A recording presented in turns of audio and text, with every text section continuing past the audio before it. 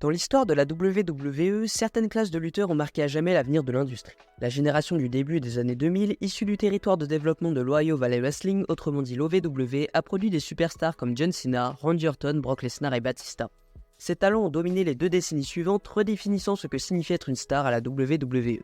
Mais alors que l'OVW arrivait en fin de cycle, la WWE cherchait un nouveau centre capable de façonner une nouvelle génération de talents. C'est ainsi qu'est née la Florida Championship Wrestling ou la FCW. Ce territoire souvent sous-estimé allait devenir le berceau des futures légendes du catch. Mais qu'est-ce qu'un territoire de développement exactement ? C'est une école où de jeunes talents sont formés pour devenir les superstars de demain. Ils y apprennent non seulement à maîtriser les techniques sur le ring, mais aussi à construire leurs personnages et à se préparer à l'énorme pression de la scène mondiale. À la FCW, des noms qui dominent aujourd'hui le catch comme Seth Rollins, Roman Reigns, Dean Ambrose, aujourd'hui Jon Moxley, à l'époque Bray Wyatt et même Page ont affiné leurs compétences. C'est là, dans l'arène modeste de Tampa, que ces superstars ont développé les personnages et les histoires qui allaient captiver le public pour les années à venir. Mais la FCW ne se contentait pas de former des talents, elle a forgé les piliers d'une véritable révolution qui allait exploser plus tard sur la scène de la WWE et même redéfinir l'ère Black and Gold de NXT. Ce territoire de développement oublié est devenu le point de départ d'une nouvelle ère, et avant que le monde ne connaisse NXT, tout a commencé ici dans les coulisses de la Florida Championship Wrestling. Mais comment cette petite fédération a-t-elle réussi à produire autant de stars ? Quel secret se cache derrière son succès ? Restez avec moi pour découvrir l'histoire incroyable de la FCW et comprendre pourquoi elle a changé le cours du catch professionnel à jamais.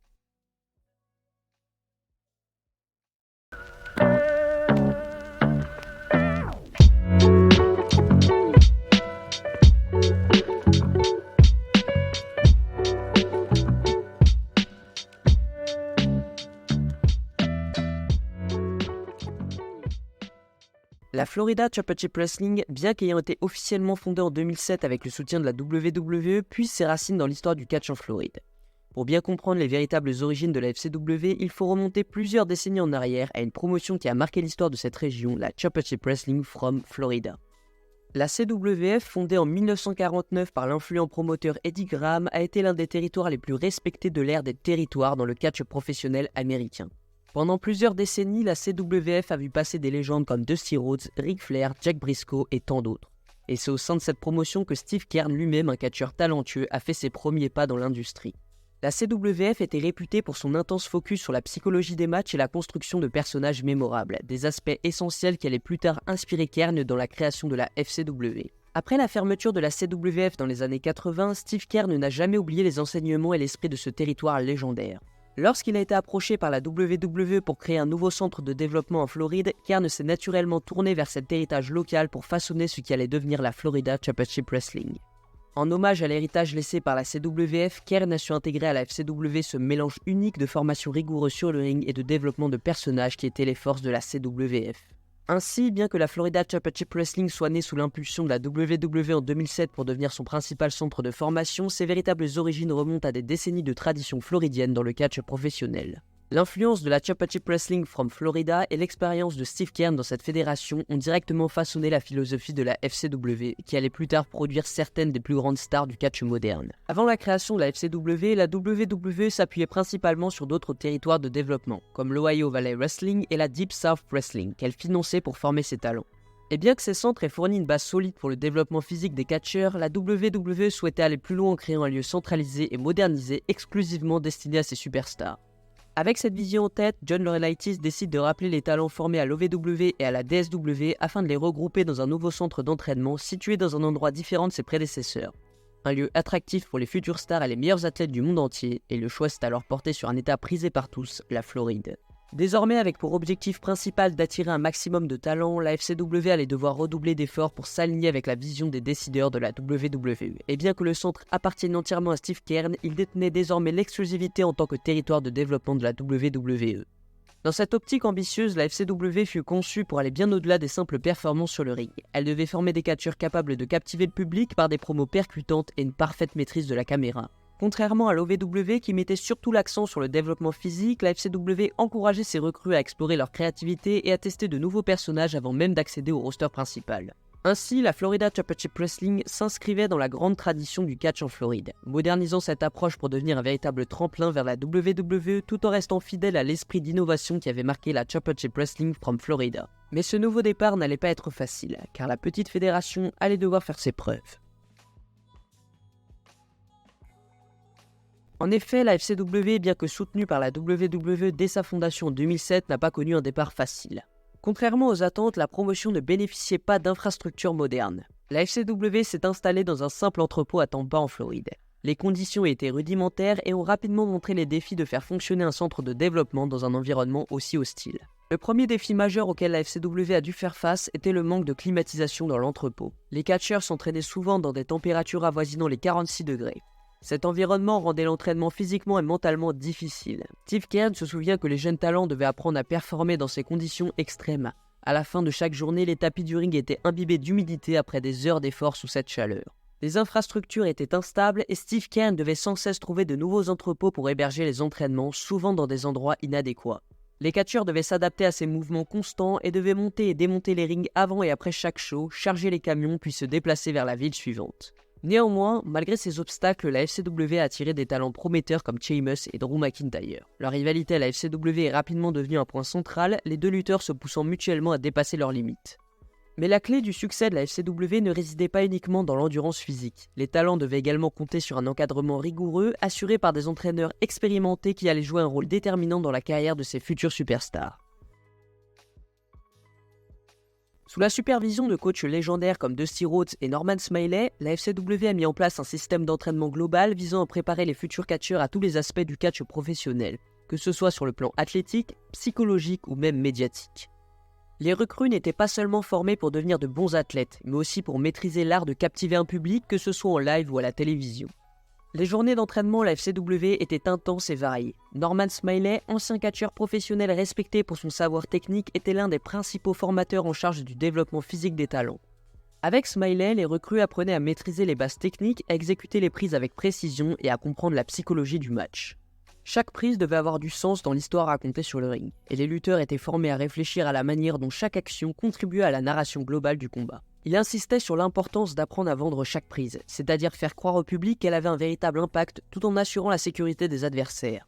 Pour Smiley, un bon lutteur n'était pas simplement celui qui savait exécuter des mouvements spectaculaires, mais celui qui savait transmettre des émotions à travers son corps, ses gestes et ses expressions faciales.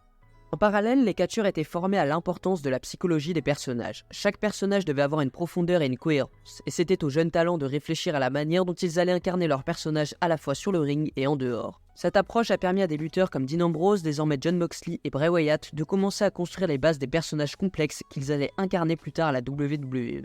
En plus de l'aspect physique, la FCW mettait un accent particulier sur la connexion avec le public. C'est là qu'intervenait l'une des figures les plus emblématiques de la formation des talents à la FCW, Dusty Rhodes. Véritable légende vivante du catch, Dusty était non seulement célèbre pour son palmarès impressionnant dans le ring, mais aussi pour sa capacité à raconter des histoires et à captiver l'audience grâce à ses promos. Son rôle à la FCW était d'apprendre aux jeunes recrues à maîtriser l'art de la promo, un élément fondamental pour réussir à la WWE. Pour Dusty Rhodes, l'importance de la promo allait bien au-delà des simples paroles. Il enseignait que chaque lutteur devait apprendre à se connecter émotionnellement avec le public. Comme il le disait souvent, n'importe qui peut apprendre à faire des prises, mais pour devenir une star, il faut être capable de toucher les fans. Les promos n'étaient pas seulement des discours pour promouvoir un match, elles étaient un moyen pour le lutteur de partager son histoire avec le public, de montrer sa personnalité et de créer une connexion durable avec les fans. Les classes de promo de Dusty étaient intimidantes mais essentielles. Chaque lutteur devait se tenir devant ses pairs et improviser ou réciter une promo devant Dusty qui écoutait attentivement chaque mot. Ensuite, il décortiquait la performance, soulignant les forces et les faiblesses de chaque catcheur tout en les encourageant à trouver leur voix unique. Ces classes de promo étaient cruciales pour préparer les talents à l'aspect télévisuel du catch. À la WWE, la capacité à livrer une promo convaincante est souvent aussi importante que les performances dans le ring. Les catcheurs devaient apprendre à travailler avec la caméra, à savoir où se positionner pour capter l'attention du public et à accentuer leurs expressions pour que les émotions passent à travers l'écran. Chaque talent devait comprendre l'importance du quartier rouge, la caméra principale, et apprendre à ne jamais tourner le dos à celle-ci afin de maximiser leur impact télévisuel. Cette gestion de la caméra était un aspect souvent négligé dans d'autres territoires de développement, mais à la FCW c'était une priorité absolue. Enfin, l'un des aspects les plus novateurs de la formation à la FCW était la liberté créative que les entraîneurs accordaient aux talents. Contrairement à d'autres territoires où l'accent était mis sur la rigidité et la discipline, la FCW encourageait ses recrues à prendre des risques, à expérimenter de nouveaux personnages et à trouver ce qui fonctionnait pour eux. Avec un encadrement de cette qualité, la FCW a pu commencer à voir émerger ses premières superstars. Ces talents allaient enfin pouvoir mettre en pratique tout ce qu'ils avaient appris, que ce soit dans le ring ou devant les caméras. Après avoir bénéficié d'un encadrement rigoureux et créatif à la FCW, certains talents ont commencé à se démarquer sur le ring et à incarner leur personnage avec force. Les premières superstars issues de cette promotion allaient bientôt jouer un rôle majeur à des degrés divers au sein de la WWE. Parmi ces talents émergents, Sheamus, Drew McIntyre et Wade Barrett se sont distingués par leurs compétences in-ring et leur rivalité marquante. Ces lutteurs allaient bientôt occuper des rôles clés sur la scène principale de la WWE, mais c'est à la FCW qu'ils ont posé les bases de leurs personnages et des rivalités qui allaient les propulser au sommet. Sheamus, originaire d'Irlande, s'est rapidement opposé à la FCW avec sa stature imposante et son style brutal. Son personnage de guerrier celtique, farouche et déterminé, a immédiatement capté l'attention. Impliqué dans des rivalités intenses, notamment avec Drew McIntyre, il a su se faire remarquer dès ses débuts. Drew McIntyre, désigné comme le Chosen One par Vince McMahon à ses débuts, montrait déjà des signes de sa future grandeur à la FCW. Avec un charisme naturel et un style de lutte agressif, il s'est vite fait un nom comme futur leader. Sa rivalité avec Sheamus, deux Européens cherchant à prouver leur valeur sur la scène américaine, a mis en avant leurs compétences physiques et posé les bases de leur carrière future. Leur affrontement marquait un choc de culture et de style. Brutaux et captivants, mêlant puissance et technique, leur combat ajoutait une dimension unique à la compétition au sein de la FCW. La barre était placée très haut, d'autant plus que les deux hommes travaillaient ensemble depuis plusieurs années sur la scène européenne. Wade Barrett, quant à lui, a émergé comme l'un des talents britanniques les plus marquants de la FCW. Avec un background de boxeur, il alliait une présence imposante et un talent naturel au micro, devenant l'un des meilleurs brawlers et orateurs de la promotion. En plus de ces rivalités, les premiers shows télévisés de la FCW ont permis à Sheamus, McIntyre et Barrett de tester et développer leurs personnages. Cette phase d'expérimentation leur a permis de peaufiner leur personnalité en fonction des réactions du public et d'ajuster leur gestion de la caméra. Sheamus a ainsi affiné son personnage de guerrier irlandais, tandis que Barrett se préparait à devenir le leader dominateur qu'il incarnerait plus tard à la WWE. Leurs passages respectifs à la FCW ont non seulement forgé leurs compétences physiques, mais aussi leur présence au micro et leur capacité à raconter des histoires captivantes. Wade Barrett, avec son charisme au micro, s'est distingué comme l'un des meilleurs heels de la WWE, tandis que Sheamus et McIntyre s'imposaient par leur présence physique et leur domination dans le ring. À la fin de leur passage à la FCW, Sheamus, Drew McIntyre et Wade Barrett étaient prêts à conquérir la WWE. Avec des personnages solidement établis et des rivalités marquantes, ils étaient désormais prêts pour l'étape suivante de leur carrière. Mais ils n'étaient pas les seuls à se démarquer, car d'autres talents allaient bientôt rejoindre le mouvement avec des parcours tout aussi impressionnants. Car en effet, la FCW n'a pas seulement forgé des stars masculines, elle a également été le point de départ de la révolution de la scène féminine avec des talents qui allaient redéfinir les standards de la division féminine à la WWE. C'est sur ce territoire que des catcheuses comme Paige, Charlotte Flair, Naomi et Sasha Banks ont commencé à se démarquer, transformant la division féminine toujours placée en second plan en un véritable pilier de l'industrie. Paige, par exemple, est devenue une figure centrale. D'origine britannique, elle a rapidement captivé l'attention avec son style unique et son personnage d'anti-diva, un contraste frappant avec les personnages féminins traditionnels de l'époque. À la FCW, elle a non seulement perfectionné ses compétences dans le ring, mais elle a aussi posé les bases de ce qui deviendrait une carrière révolutionnaire. En remportant le tout premier championnat féminin de NXT, elle a prouvé que les femmes pouvaient être au centre de l'action et offrir des performances de très haut niveau. En parallèle, Charlotte Flair, fille de la légende Ric Flair, a également pris ses marques à la FCW. Bien que son nom de famille lui attiré les projecteurs dès le départ, Charlotte a rapidement prouvé qu'elle n'était pas seulement la fille d'eux. Elle a développé des compétences athlétiques exceptionnelles ainsi qu'un charisme naturel, devenant l'une des catcheuses les plus dominantes de sa génération. Sa montée en puissance au sein de la FCW a marqué les débuts d'une carrière qui allait redéfinir le catch féminin à la WWE tant par ses performances que par son héritage familial. Naomi, quant à elle, s'est distinguée par son agilité et son style spectaculaire. Ancienne danseuse, elle a su utiliser son athlétisme pour se démarquer sur le ring. À la FCW, elle a affiné son personnage et sa technique, devenant l'une des catcheuses les plus dynamiques de la division féminine. Ses premières années à la FCW lui ont permis de poser les fondations d'une carrière qui allait plus tard briller sur les rings de la WWE. Enfin, la contribution de Sasha Banks à la scène féminine a tout aussi été marquante. Avant de devenir la boss à la WWE où Mercedes Moné est maintenant du côté de l'AEW, Sasha a perfectionné ses compétences à la FCW où elle a montré qu'elle était bien plus qu'une simple recrue. C'est ici qu'elle a commencé à bâtir le personnage confiant et implacable qui allait plus tard dominer la division féminine. Pendant ce temps, la scène masculine continuait d'évoluer avec l'émergence de talents comme Bray Wyatt, Biggie et Bo Dallas. Ces stars allaient également marquer leurs époques à la FCW en développant des personnages uniques et captivants.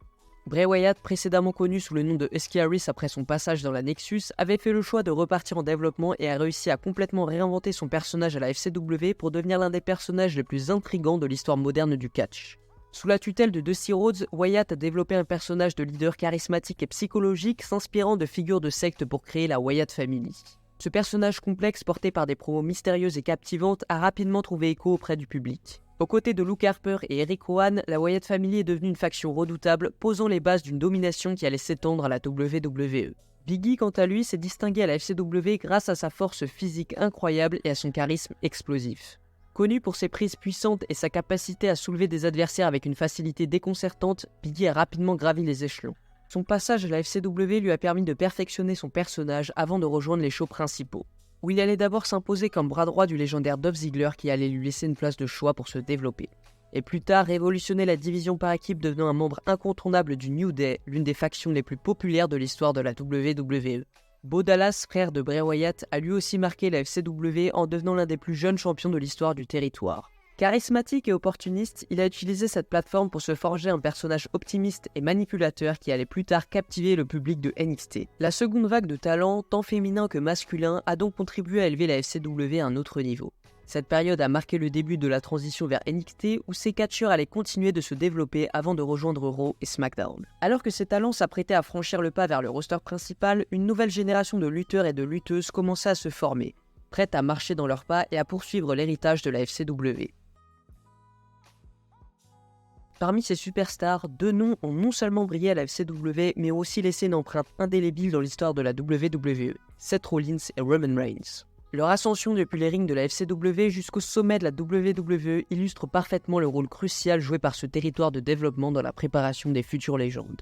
Dès son arrivée à la FCW, Seth Rollins, alors connu sous le nom de Tyler Black, a captivé l'attention grâce à son style de lutte dynamique et technique, hérité de ses années sur les circuits indépendants. Avec une agilité hors du commun et une créativité sans limite sur le ring, il s'est imposé comme l'un des talents les plus prometteurs du territoire. Ce qui a vraiment distingué Seth Rollins des autres n'était pas seulement son habileté in-ring, mais sa capacité à raconter des histoires à travers ses combats. À la FCW, Rollins a construit sa réputation en multipliant les affrontements mémorables, notamment avec Dean Ambrose. Leur rivalité, considérée comme l'une des plus intenses de la FCW, était bien plus qu'une simple série de matchs. C'était un véritable duel psychologique où chaque rencontre ajoutait une nouvelle couche de complexité à leur personnage. Rollins avec son style technique et rapide et Ambrose avec son côté imprévisible et brutal ont créé une alchimie unique sur le ring. Leurs matchs à la FCW ont non seulement permis à Rollins de montrer ses compétences mais aussi de peaufiner son personnage. Le point culminant de la carrière de Rollins à la FCW est venu lorsqu'il est devenu champion FCW, un titre qui a consolidé sa place en tant que leader de la promotion et a montré qu'il était prêt pour les plus grandes scènes de la WWE. Ce moment marquant l'a préparé à devenir le tout premier champion de NXT, ce qui était un signe clair de son ascension imminente dans l'univers WWE. Mais le véritable tournant dans sa carrière a été son intégration au Shield, aux côtés de Roman Reigns et Dean Ambrose. Ce groupe a dominé la WWE pendant plusieurs années, redéfinissant l'idée de faction dans le catch. Rollins, en tant qu'architecte du groupe, a brillé à chaque étape, notamment par sa trahison dramatique qui a marqué le début de sa carrière en solo. Sa polyvalence et son charisme, perfectionnés à la FCW, ont fait de lui l'une des figures de proue de l'évolution du catch moderne.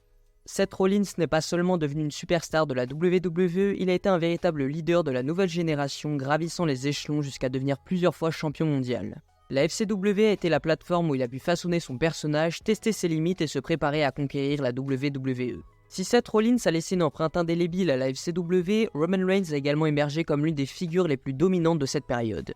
Connu sous le nom de Leaky à ses débuts, Reigns, issu de la célèbre famille Anoa'i, avait déjà un héritage de catch imposant sur ses épaules. Mais c'est à la FCW qu'il a commencé à montrer qu'il n'était pas seulement un catcheur héritier, mais un leader en devenir. Au départ, Reigns s'est fait remarquer par sa présence physique imposante, sa stature et son charisme naturel faisaient de lui un adversaire redoutable, même à ses débuts. Il a appris à affiner son style, mélangeant force brute et technique puissante, tout en travaillant sur son personnage. Ses premiers matchs, notamment contre des talents comme Big E et Bo Dallas, ont révélé son potentiel en tant que future star de la WWE. Et au-delà de perfectionner ses compétences in-ring, il a également travaillé sur son charisme et sa capacité à capter l'attention du public.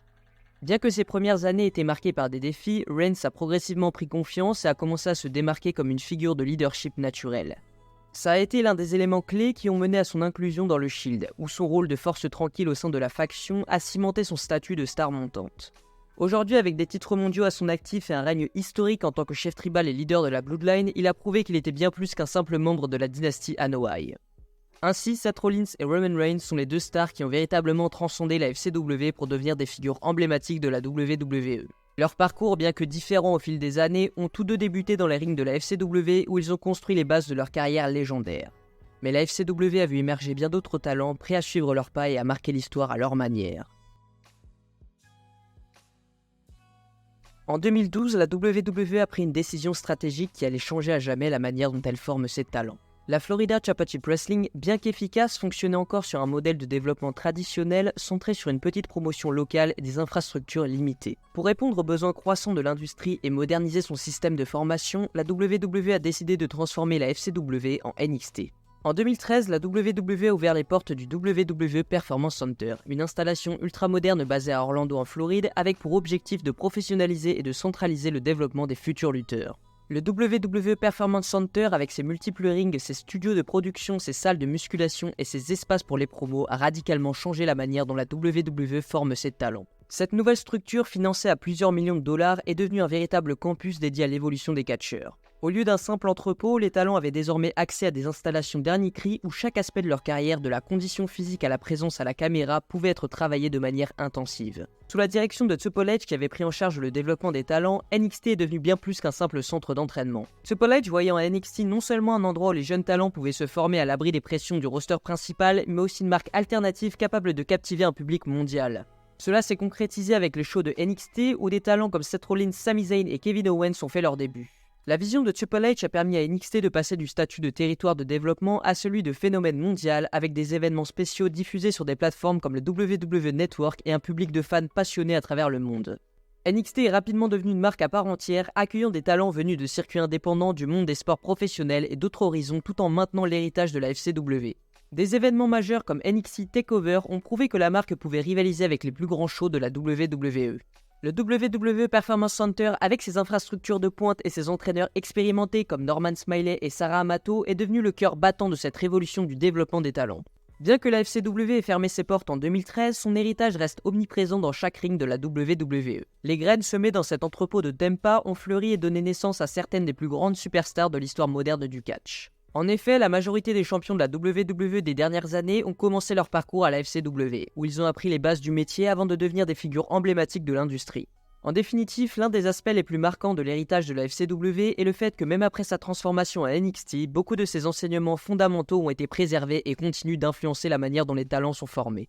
L'ascension fulgurante de la plupart de ces talents montre à quel point la FCW a été une pépinière cruciale pour l'évolution du catch moderne. Aujourd'hui, l'héritage de la FCW perdure à travers NXT, mais aussi à travers les nombreuses superstars qui dominent les rings de la WWE. Que ce soit Roman Reigns, Seth Rollins, le regretté Bray Wyatt ou même Jon Moxley à la EW, tous ont franchi les portes de la FCW et en sont ressortis transformés. La transition vers NXT a permis d'étendre cet héritage et de pousser encore plus loin les talents formés dans ce modeste entrepôt de Tampa. La WWE continue de puiser dans cette tradition de formation et d'innovation, faisant de NXT et du Performance Center des pierres angulaires du développement de ses futurs superstars. La FCW n'était peut-être qu'un modeste centre d'entraînement, mais son impact a été colossal et son influence se poursuit génération après génération. Aujourd'hui, l'ère NXT Black and Gold, qui a été connue de tous, a marqué l'aboutissement de cette transformation, devenant une véritable révolution dans le monde du catch pendant près d'une décennie. Avec des talents venus du monde entier et des événements qui rivalisent avec les plus grands shows de la WWE, NXT a su perpétuer l'héritage de la FCW tout en écrivant son propre chapitre dans l'histoire du catch moderne. Et voilà les gars, la vidéo est terminée, j'espère qu'elle vous a plu. N'hésitez pas à lâcher un j'aime, à partager, à commenter, c'est très important. Dites-moi si cette petite vidéo sur la création de la FCW vous a plu et si vous voulez éventuellement une histoire sur la création de NXT dans son ensemble. D'ici là, j'espère que ça vous a plu, n'hésitez pas à laisser vos suggestions en commentaire, et d'ici là, je vous dis à la prochaine pour une autre histoire, c'était Vince, et merci à tous.